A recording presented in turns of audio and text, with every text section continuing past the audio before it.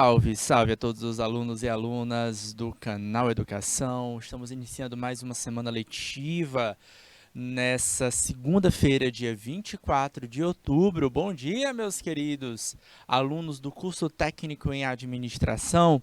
Deixa eu dar um oi, bom dia à turma de Assunção do Piauí, que já está online agora, ao vivo, 7 horas e 30 minutos, tá? Acredito que em instantes as nossas outras turmas entrem.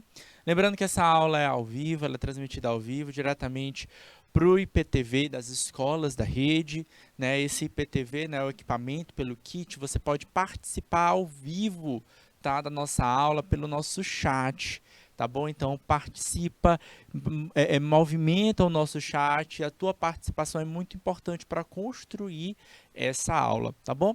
E claro, se porventura algum problema técnico, tá, ou algum problema de ordem pessoal, por exemplo, que te fez não ficar na escola, você pode também estar continuando assistindo essa aula também ao vivo pelo YouTube. Você também pode participar e comentar pelo chat do YouTube.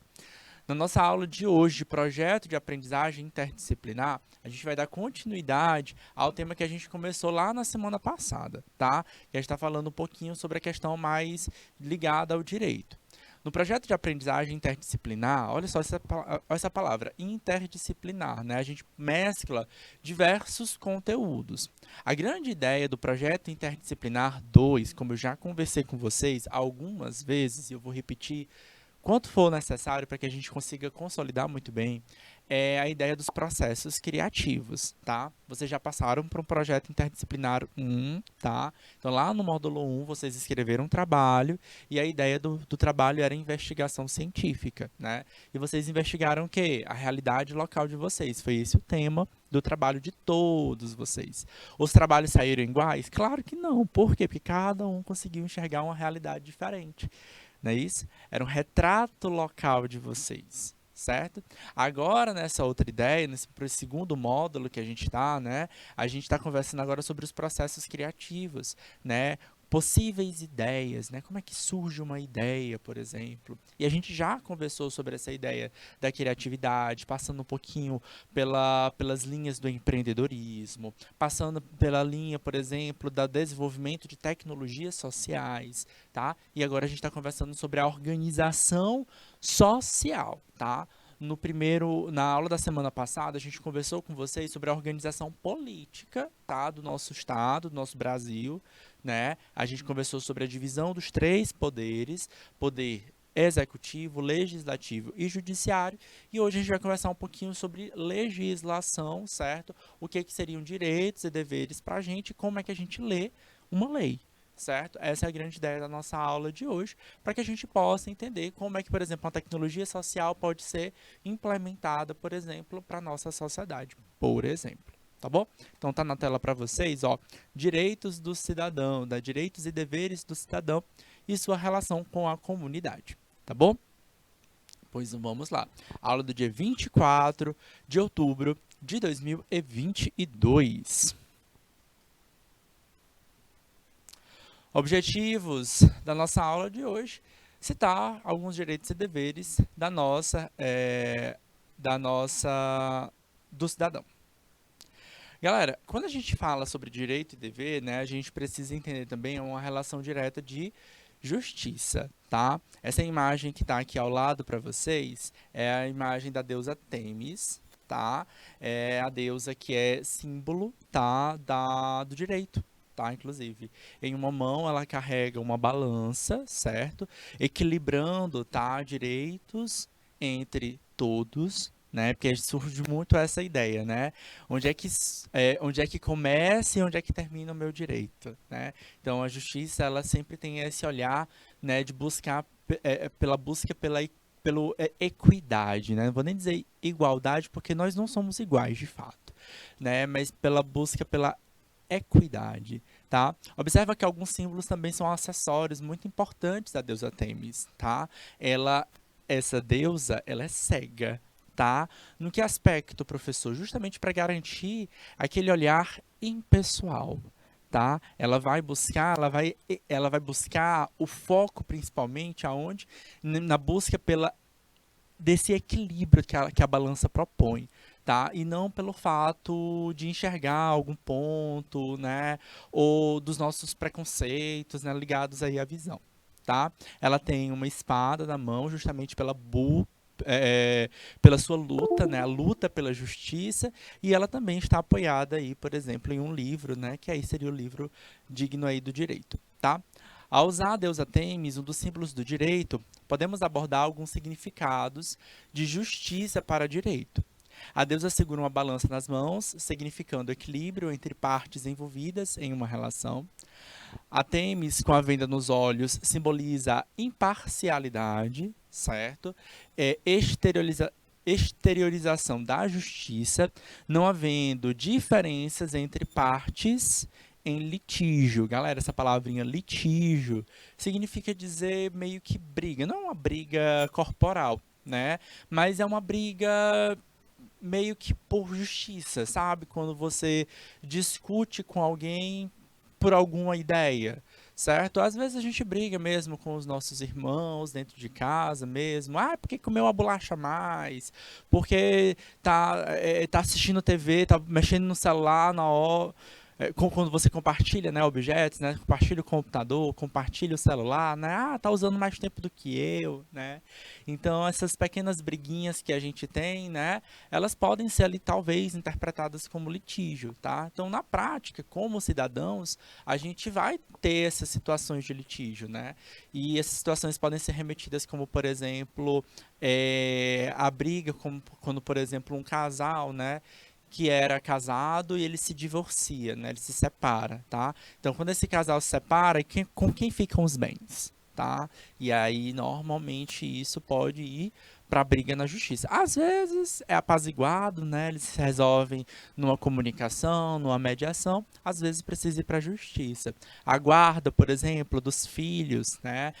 Então, hoje se fala até em guarda de pets também, né? Dos animais de estimação, tá? Então isso tudo pode ir à justiça, tá? E quando eu preciso que um operador do direito, né, um juiz interfira nesse processo, a gente está falando sobre esse litígio, tá? E esse juiz, né, olha só, justiça, tá? Ele tem esse olhar, né? Ele vai ter que ter esse olhar que nem a da deusa Têmis, né, com a venda nos olhos, né, com imparcialidade, beleza? E espera-se que isso aconteça. Tá? A gente entende que aquele juiz, ele é um ser humano, tá?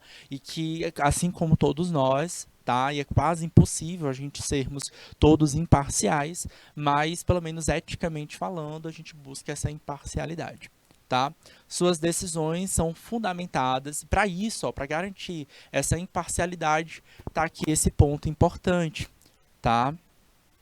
Vamos deixar destacadinho, porque é o mote da nossa aula de hoje. Suas decisões são fundamentadas na sabedoria e nas leis, e a gente vai observar que ela está apoiada, né? Então, esse símbolo, né, da deusa Têmis está com o pé apoiado em um livro, ele é simbólico, tá? É simbólico justamente para dizer isso, porque ela está apoiada em conhecimento, tá? E esse conhecimento é justamente as leis, tá? É claro, galera, que as leis, elas não surgem à toa, elas não surgem do nada, tá? Elas surgem por necessidade recorrente. E as leis, né, galera, lei é norma, tá? É normatização, é como a gente deve se comportar, tá? A gente tem vários tipos de leis, tá? A gente tem vários tipos de norma, tá? E a gente pode até pegar algumas vertentes da psicologia, tá? Por exemplo, eu já até conversei um pouquinho com vocês sobre necessidades humanas, quando eu falei para vocês lá no começo do nosso módulo, que eu falei sobre criatividade e tal, eu falei sobre necessidade, né? Eu peguei alguns temas da psicologia. Vou pegar agora um pouquinho da psicologia também para explicar para vocês como é que funciona uma norma. Pode até me colocar um pouquinho na tela, Maioli? Seguinte, ó.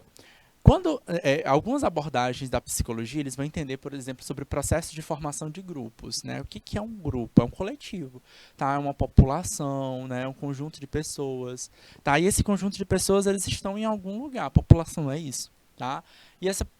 E esse algum lugar pode ser, por exemplo, numa empresa, pode ser na casa de vocês, né? O pai, a mãe, os 3 filhos, tá? E aí as normas, elas surgem, tá?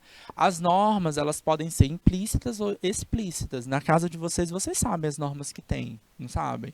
Ah, depois de almoçar, tem que lavar logo o prato. Assim que acorda, tem que arrumar logo a cama. Ah, dia tal é o dia da faxina. Ou não, separa quem vai fazer cada tarefa, né? Tem casa que é bem estrito, tá? Bem explícito. Fulaninho, hoje é o dia da limpeza da Maria. Amanhã, o dia da limpeza do João. Então, cada dia alguém tem uma tarefa, tá? Tem algumas pessoas que não, separam tarefas mesmo. Não, a Maria fica com isso, o João fica com aquilo e a gente vai separando as tarefas. Bom, isso aí são as normas explícitas. No processo de formação de grupos, a gente tem esse processo. Tá? Então, a gente tem 3 ou 4 fases, normalmente. Tá? O primeiro momento é aquele momento de conhecimento. Você, por exemplo, quando entra na escola pela primeira vez, quando vocês começaram um curso técnico, por exemplo, no módulo 1, que vocês entraram naquela sala de aula com todos os alunos novos, alguns alunos vocês já até conheciam, porque é da mesma cidade, é da mesma escola, tá? Mas só que eram de turmas diferentes, né? A gente tem alunos de primeiro e de segundo ano, então vocês já ficaram assim, com quem que eu vou me sentar, com quem que eu vou ficar perto, certo? Então é aquele momento que ninguém se conhece muito bem. Tá? Então, nesse momento, a gente fala também de fase lua de mel, que tudo é muito lindo e maravilhoso, certo? Quem é tímido acaba ficando mais na sua, mas quem é expansivo já começa a se mostrar, certo? Mas até aí, normalmente a gente não tem muito problema. Por quê? Porque as pessoas ainda não se conhecem muito bem. Tá? Até passar um determinado tempo, né, a gente chegar no que chama de segunda fase, ou fase da tempestade, tá? Que fase é essa? É a fase onde acontecem os litígios, né? Onde acontecem as brigas, tá? E por que que elas surgem? Por diversos motivos, mas normalmente está ligado às necessidades que cada uma das pessoas vão ter. Tá? Então, à medida que as pessoas vão tendo essas necessidades, elas vão brigando, elas vão tendo esse litígio, e aí a gente precisa entrar em acordos. A normatização, ela surge ali. E, galera, eu estou trazendo para vocês essa norma de conduta usual. É um grupo de amigos, é o grupo da sala de aula de vocês, por exemplo. É, por exemplo, dentro da casa de vocês. São pessoal da igreja que vocês frequentam. Por que que eu estou trazendo esses pontos reais? Porque, normalmente, nesses lugares, não existe uma norma explícita, né? Até pode ter essa norma explícita, mas ela muitas vezes ela não é escrita, tá? Então, no dia a dia, tá? Quando a gente finda a fase da tempestade, que a gente entra na última fase, certo? O que que acontece? Surgem normas de conduta, tá? E essas normas de conduta, elas podem ser lidas como, por exemplo, a moral, tá? Então, lá nas aulas de filosofia, vocês estudam muito sobre essa moral, né? Sobre como se comportar, né? Sobre que roupa vestir, por exemplo. Parte disso, né? Parte dessa moral, ela induz como a gente se comporta. Tá? Tem muito estudo de psicologia, tá? Vocês podem até pesquisar um pouco sobre isso, se vocês tiverem curiosidade, que retrata justamente sobre isso, sobre o comportamento social, o comportamento de um indivíduo dentro de um grupo, né? A gente acaba repetindo padrões e a gente não sabe. As normas, elas nem sempre são explícitas, mas elas nascem em algum lugar, e normalmente elas nascem desse conflito, tá? Dessa fase de tempestade. Por exemplo, uma coisa que é bem interessante de se observar, vocês vão observar, por exemplo, nos grupos de vocês, tá? E eu sei que vocês têm mais de um grupo de amigos. Por exemplo, tem um grupo de amigos de vocês que é o grupo dos primos. Conta aí pra mim, Michele. Conta pra mim aí, Maria Cauane, pessoal de São Luís do Piauí. Certo? Se vocês vocês não têm vários grupinhos de amigos da mesma faixa etária, é o grupinho dos primos, né? É o grupo dos amigos da escola, o grupo do amigo do bairro, é o grupo do amigo da igreja. Às vezes, até coincide uma ou outra pessoa, tá? Nesses grupos, mas quer ou não, eles são diferentes. Tá? E você acaba se comportando diferente em cada grupo. Por quê? Porque existe uma norma ali por trás. Essas normas, normalmente, elas são implícitas, tá? Mas elas existem, tá? E você vai seguindo a risca sem pensar muito bem. Um grande exemplo para mostrar para vocês como eles são diferentes é quando chega o aniversário de alguém. tá? Aí tem uns grupos que são bem exigentes, tá? E a gente nem percebe que existe essa exigência. Por exemplo, tem que postar um stories no Instagram com textão, certo? Elogiando aquela pessoa. Tem outro grupo que não tem isso. De onde é que surgiu essa necessidade? Isso é norma, né? É uma norma que surgiu naquele grupo, certo? Por diversos motivos. São fases diferentes do processo de formação de grupos, tá? Só que aí, galera, dependendo da sociedade, dependendo do tamanho, da complexidade dessa sociedade, essas normas, elas não precisam, elas não podem apenas ser implícitas, né? Elas estão lá, tá? As implícitas, tá? Mas eu preciso muitas vezes explicitá-las, né? Registrá-las, escrever. E aí é onde surgem, por exemplo, as normas da nossa sociedade, como, por exemplo, uma nação, o Brasil, o estado do Piauí, por exemplo, quando a gente cria essa norma numa lei, tá? Então, essa conduta, ela surge ali. Para que que ela serve? Para evitar conflitos, tá? Se você está naquele seu grupinho de amigos, por exemplo, e você deixa de registrar lá, por exemplo, o post no Stories, todo mundo já te olha estranho, né? Ih, tá estranho, tá? Não vou mais falar com ele, tá brigado, não, aconteceu alguma coisa, eu vou me afastar, né? A gente tem consequências, a gente sofre punições por aquilo dali, certo? Se a gente deixa de fazer alguma coisa, deixa de estar com os amigos com uma certa frequência, eles começam a se afastar da gente também.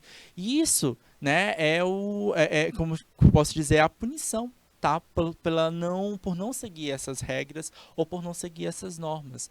Dentro dos nossos trabalhos, da nossa empresa, a gente também tem isso. Temos normas para seguir dentro do trabalho, como, por exemplo, se tem fardamento e não usa, tem punição para aquilo dali, tá? Punição é advertência, mas vai ter, tá? Se você falta, por exemplo, e essa falta é uma falta injustificada, né? Por exemplo, eu não peguei atestado médico, né? Ou, enfim, só faltei porque eu faltei, o que que acontece comigo? Eu vou perder aquele dia de trabalho, eu não vou ganhar, certo? E dependendo da falta, isso pode me levar a um processo administrativo disciplinar, tá? Outro caso que acontece é já na nossa sociedade. Se a gente fere alguma legislação, alguma norma de conduta, a gente também é punido. Por exemplo, se eu roubar, né, se eu furtar, e isso for provado em litígio, né, pela justiça, e eu for condenado, eu tenho que pagar, certo? E aí, claro, eu estou falando para vocês sobre roubo e furto, né, que são infrações diferentes, mas infrações que são registradas num Código Penal, porque aqui no Brasil, galera, para ser crime, tem que estar previsto na lei, tá? E aí, se eu estou cometendo de fato um crime, roubo e furto são crimes, lá nessa mesma lei ela vai dizer qual é a punição. Tá? E claro que vão ter qualificadoras, a gente vai entender um pouquinho sobre essa estruturação de uma norma, de uma lei, certo? Aí para esse é o objetivo da nossa aula de hoje, é entender como é que a gente lê uma lei, como é que a gente lê uma norma, certo? O que que é direito, o que que é dever de nós como cidadãos. Mas entendam que essa normatização ela não é tão longe, né? Não é algo tão afastado. É uma norma de conduta para um melhor convívio social e coletivo, certo? A gente deve evitar fugir dessas infrações. E digo mais, tá? A gente não pode argumentar e dizer que a gente não conhece a lei, certo? A gente tem uma lei brasileira chamada LINDB, né, que é a Lei de Introdução à Norma do Direito Brasileiro, e essa lei diz, acho que no artigo 3º, salvo engano, que a gente não pode excusar seguir a norma por desconhecer, tá? A lei, ela tá lá e a gente precisa questionar e buscar, né? Existe norma, existe alguma lei que me permita ou que me proíba de fazer alguma coisa, certo? E a gente deve consultar essa norma, tá? Então vamos nós continuar aqui, ó. Aqui mais uma vez que eu estava apresentando para vocês, só para resgatar aqui, ó, deusa Têmis, balança segurando para buscar aí o equilíbrio, está apoiada em um livro justamente pela fundamentação das suas leis e, por fim, a espada, que é o peso da lei no meio da punição, como eu disse para vocês, tá? Então, da mesma forma como um grupinho de amigos briga, se intriga e não é à toa, existe uma norma de conduta, tá? Isso é estudado pela psicologia, mas aqui nesse caso, a gente está falando pela lei, tá? A gente também é punido quando a gente fere algum direito, tá? Quando a gente fere alguma lei, como o exemplo que eu dei para vocês, quando a gente comete algum crime. Beleza, Sidney? Tudo bom contigo, meu querido?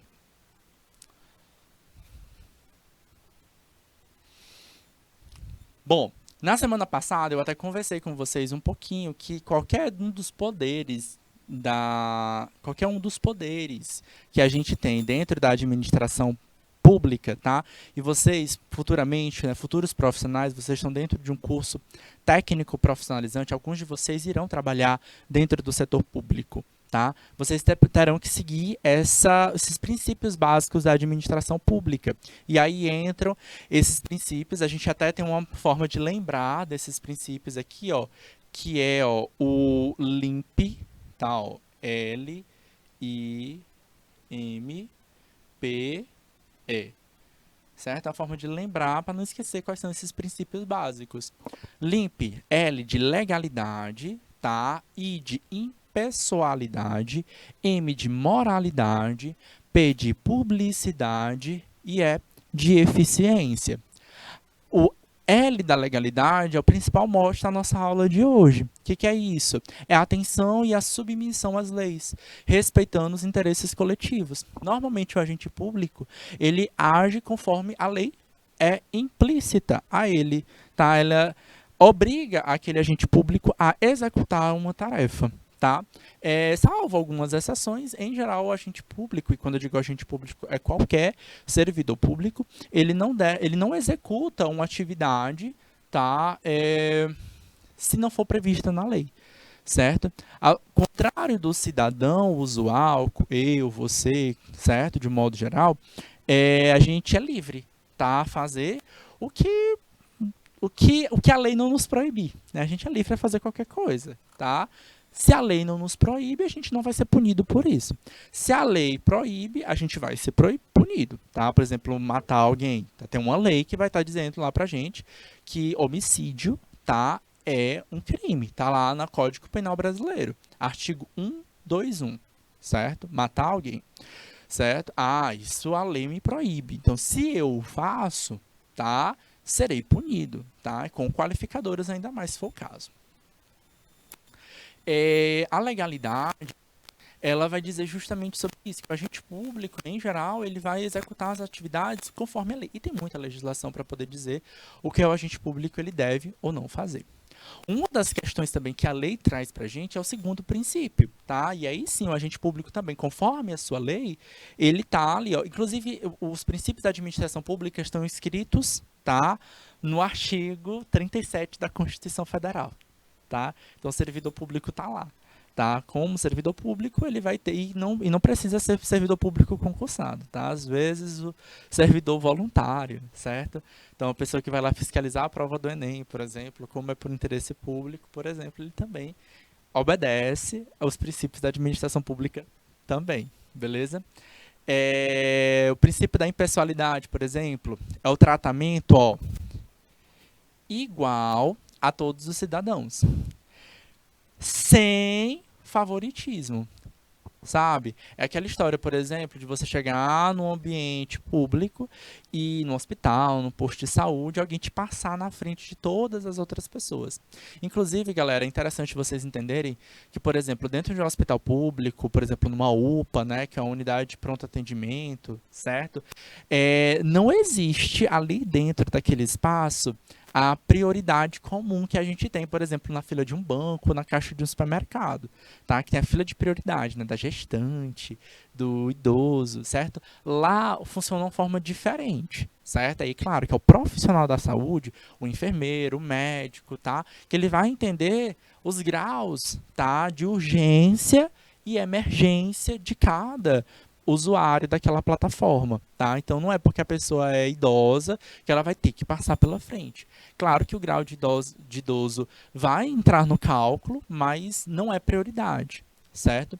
A impessoalidade aqui, galera, ela quer dizer justamente isso, certo? Que eu vou analisar o grau de igualdade. Claro, eu até transformo essa palavra igualdade por equidade, certo? Eu preciso analisar aquele caso, certo? E outra coisa interessante é eu não posso tratar com favoritismos, principalmente pelo lado financeiro, por exemplo. Eu vou te dar um agrado financeiro e você adianta esse processo para mim, tá? Para furar ou fugir da burocracia.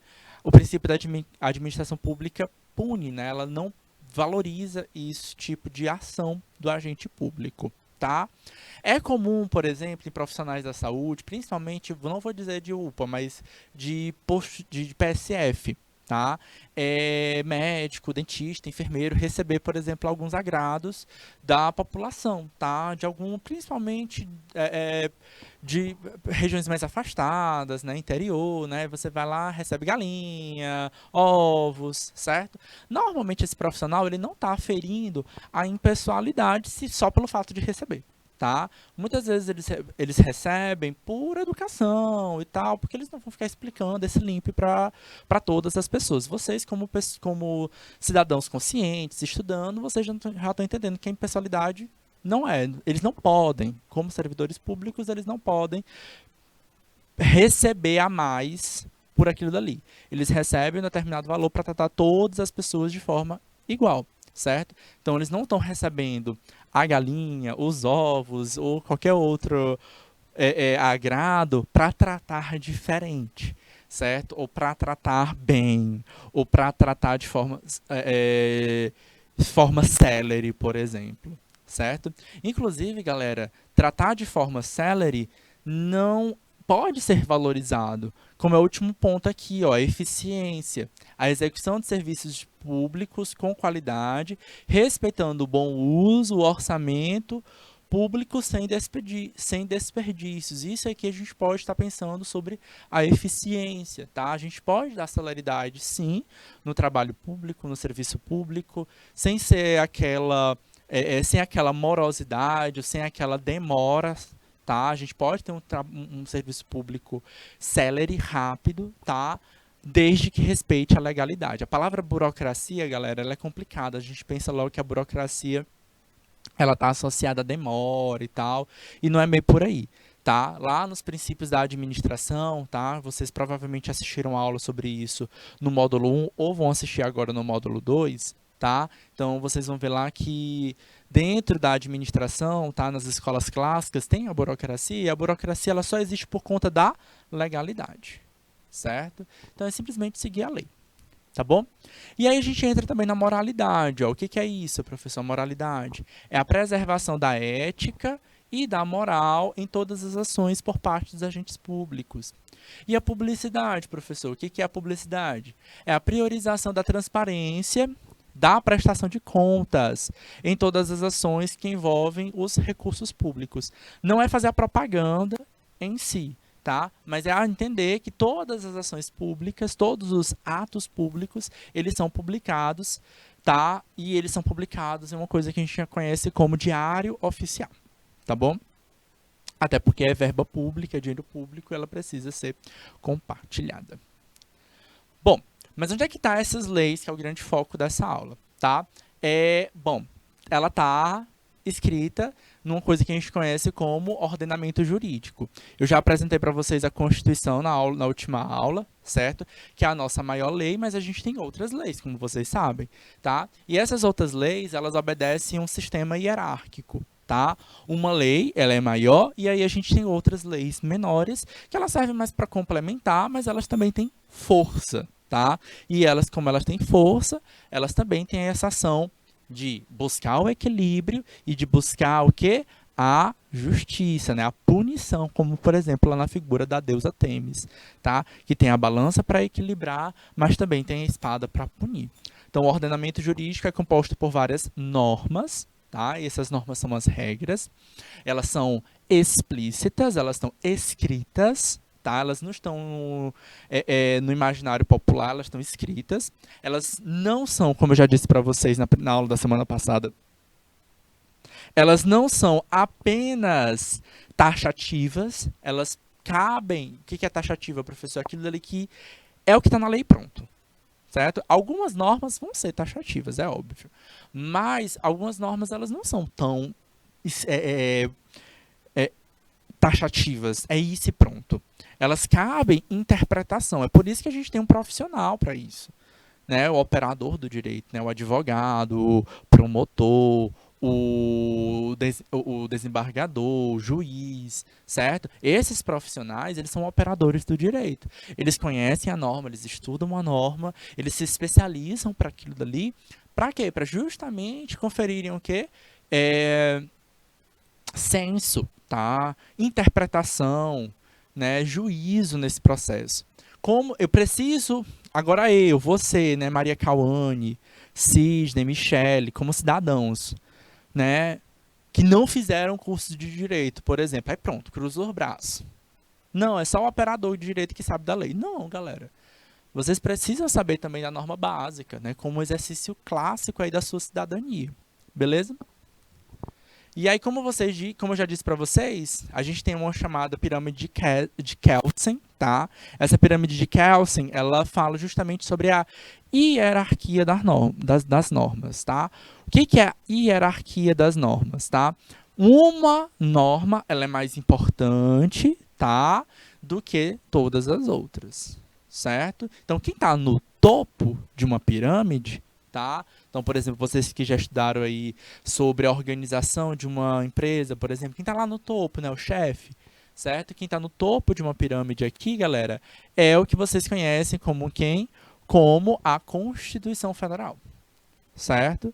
E a nossa Constituição Federal atual, ela foi publicada em 1988, tá? A gente já teve algumas outras constituições, acho que vale vocês revisarem isso lá nas aulas de história, certo? Mas a atual que a gente tem é a lei de 1988. E aí abaixo dela vão surgir algumas outras normas. 1988.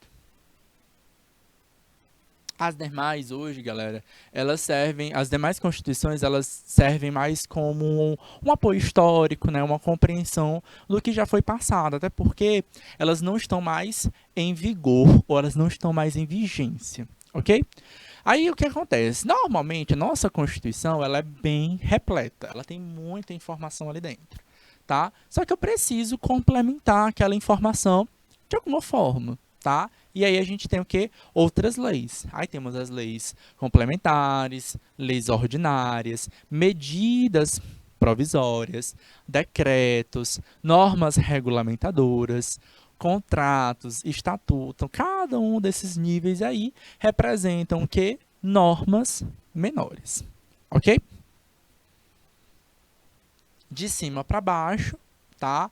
De cima é uma norma mais importante e de baixo a gente tem uma norma complementar, uma norma aí que visa explicitar ou explicar de uma forma melhor algum parâmetro, ok?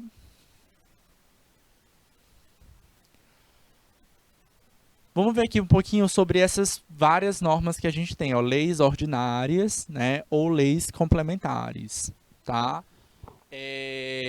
A palavra parece ser feia, mas é a palavra, é o termo usual, tá bom, galera? Artigo 61 da onde? Da Constituição Brasileira, tá? Eu já expliquei para vocês como é que a gente lê uma norma, tá? Então, ó, a Constituição Brasileira é uma lei, é a maior lei e nenhuma outra norma pode dizer o contrário do que a norma, do que a Constituição Federal diz, certo? Professor, pode mudar a Constituição? Pode. Aqui mesmo no Brasil já mudou várias vezes, tá? E às vezes eu não preciso mudar 100% a Constituição, a gente cria as emendas constitucionais, tá? Algumas coisas não podem ser mudadas de jeito nenhum, que são chamadas de cláusulas pétreas. Semana passada a gente conversou sobre alguns princípios, os princípios da administração, os princípios da Constituição, por exemplo, artigo 1 ao 4 não podem ser mudados, são cláusulas pétreas. O que a gente tem aqui, ó? Lá no artigo 61, tá? Então, dentro dessa mesma lei, da Lei da Constituição Federal, a gente tem vários dispositivos legais, né? A gente tem vários artigos, tá? E aí, esses artigos, eles têm uma coisa que a gente chama de caput, ou cabeça, tá? Que vai dizer a própria norma, tá? Ó, lá no artigo 61, tá dizendo o seguinte, ó. Artigo 161 da onde? Da Constituição de 1988. A iniciativa das leis complementares e ordinárias cabe a qualquer membro ou comissão da Câmara dos Deputados, Senado ou do Congresso Nacional, certo? Cabe ao presidente da República, do Supremo Tribunal Federal, dos tribunais superiores, tá? Do Procurador da República aos cidadãos na forma e nos casos previstos nessa Constituição. O que eu quero dizer com isso? O que esse artigo 61 está falando? Para criar uma lei complementar, e a gente vai observar aqui ó, que essa lei complementar, ó, ela está aqui ó, abaixo da Constituição, certo? Então, para criar ou para propor uma lei, uma Constituição, essas pessoas citadas, certo? Podem se propor a criar uma norma, certo? Você faz parte de um desses grupos? Você, e aí, Sidney, vocês fazem parte de um desses grupos, tá? A iniciativa da lei, tá? Existe, galera, não é o foco da nossa aula de hoje, o processo legal, tá? Como é que uma lei é criada, tá? Não cabe, né, dentro dessa aula, porém, não é qualquer pessoa, tá? Normalmente é o poder legislativo, como a gente conversou lá na aula da semana passada, tá? Congresso Nacional vai criar o quê? As normas federais, a nível federal, né? Que a gente tem lá a Câmara dos Deputados Federais e o Senado, tá? É o Congresso Nacional. Aqui no estado, a gente tem a Assembleia Legislativa, por exemplo. Então, eles vão fazer a lei mesmo, certo? Agora, a iniciativa da lei é chegar lá para reclamar, para falar, opa, tá faltando essa lei aqui, certo? Às vezes existem leis federais que falam assim, ó, a norma federal tá aqui, mas eu preciso, tá, que o estado legisle. Aí quando chega no estado não tem a norma, certo?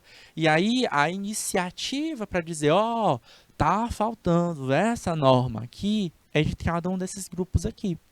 Quem? Comissão da Câmara dos Deputados, do Senado Federal, do Congresso Nacional, que é os dois juntos, do presidente da República. Ele pode propor uma norma, certo? Ele não pode criar lei, porque não é responsabilidade dele. Ele é poder executivo. Ele até cria algumas leis, tá? Algumas normas. Lei não, lei ele não cria, tá? Mas ele pode propor, certo? Ele pode dar, ó, tem uma proposta aqui, aí o legislativo vai executar. Supremo Tribunal Federal, STF, dos tribunais superiores também, do Procurador-Geral e, ó, dos cidadãos. Ó lá. Cidadão como eu, você que está assistindo essa aula, podemos propor, sim, normas, certo? Vai ter que seguir alguma legislação. Nos próximos slides eu vou direitinho explicitar para vocês qual é essa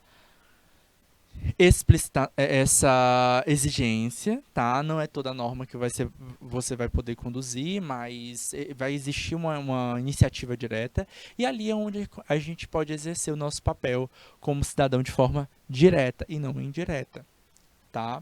E aí a gente tem dois tipos de normas, tá? Que podem ser criadas. As leis complementares e as leis ordinárias. Em geral, gente, as leis ordinárias a gente só conhece elas como leis, tá? A lei 12.600, certo? Essa é uma lei, tá? Essa lei, galera, é a lei comum, a lei geral, a lei primária, certo? Mas na prática o nome usual dela é essa palavrinha aqui, ordinária, né? A palavra é forte, né? Mas ela simplesmente quer dizer que é comum, tá? A não ser que seja extraordinária, fora do comum, tá bom? Mas nesse caso ela é comum. Tem as leis complementares, que normalmente elas complementam alguma posição da Constituição, certo? Normalmente elas servem para dar o quê? Efetividade a alguma regra que está lá já escrita na Constituição, mas faltou alguma explicitação para ela. Eu posso criar ou propor uma lei? Tá lá, tá? Eu posso criar? Não, mas eu posso propor uma lei, certo? Projetos de leis que não modificam a Constituição, é necessário a assinatura de 1% dos eleitores de um país. Aí, aproximadamente 1,4 milhões de pessoas. Não é muito fácil, né? Pensa aí na quantidade de seguidor que você tem no Instagram, tá? É difícil, né? A gente conseguir conversar com todos eles, tu imagina, convencer 1,4 milhões de pessoas a assinar, certo, uma proposta de lei, tá? Mas há quem consiga. De ao menos 5 unidades da federação. Então, não basta ser 1,4 milhões. Por exemplo, lá no estado, aliás, na grande São Paulo, por exemplo, não estou falando do estado, estou falando da cidade e as regiões adjacentes, né? São Caetano, Santo André, ali vai ter o quê? Uns 12, 13 milhões de habitantes. Então, teoricamente, ali é fácil obter o quê? 1,4 milhão de habitantes, tá? Mas não é de um só local. Tem que ser de pelo menos 5 unidades da federação. O que é unidade? O que são essas unidades da federação? Estado, municípios e DF, e Distrito Federal, certo? Com no mínimo 0,3% de eleitores de cada um deles. Ou seja, não basta pegar uma pessoa de cada estado, né, e praticamente 1 milhão só de um, e botar só uma pessoa de cada outro estado só para poder dizer que tem 5. Tá? Então, pelo menos 0,3% de eleitores de cada uma dessas unidades da federação, certo? E eu ainda tenho que ter o quê? Uma grande quantidade, 5 estados, e cada estado tem que ter pelo menos 0,3% dos votos a favor, certo? A maioria das leis não partem da iniciativa popular, mas do próprio Estado, seja por pressão popular ou por acordos internacionais. E aí, o que seria essa pressão popular? Tá? E aqueles movimentos que a gente conhece, né? Movimentos de greve, de sindicatos, por exemplo, que vão à frente, por exemplo, das assembleias, brigar, né, e cobrar dos nossos representantes legais. Porque, galera, quem de fato cria uma lei, que pode se propor a lei, é o deputado federal, é o deputado estadual, é o senador, certo? Ele é quem mais? É o vereador. Eles é que criam.